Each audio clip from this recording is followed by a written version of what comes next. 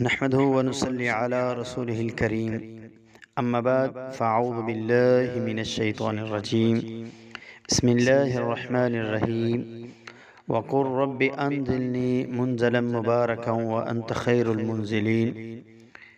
برادران اسلام، یہ دعا حضرت نوح علیہ السلام کی دعا ہے، اور نبیوں کی دعاؤں میں اللہ تعالیٰ نے بڑی خیر و برکت رکھی ہے۔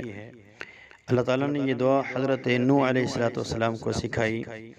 انہوں نے کشتی میں اس دعا کو پڑھا، اور اترنے سے پہلے جب سیلاب ختم ہوا، کشتی رکی زمین پر، اور انہوں نے اپنے مبارک قدم زمین پر رکھے، تو اس وقت انہوں نے اس دعا کو تلاوت کیا، اس دعا کو پڑھا کہ اے میرے رب، میرا یہ اترنا، ہمارا اس جگہ پر اترنا مبارک بنا دے۔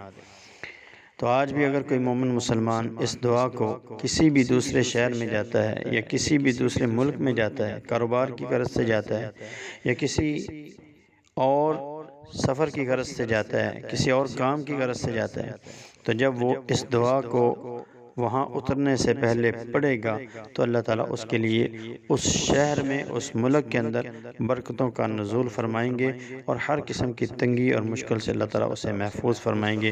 اس دعا کو تمام بھائی اور بہنیں یاد کریں اور اپنی زندگیوں میں اس دعا کو لے کے آئیں۔ السلام علیکم ورحمۃ اللہ وبرکاتہ۔ بسم اللہ الرحمن الرحیم وقل رب انزلنی منزلا مبارکا وانت خیر المنزلین۔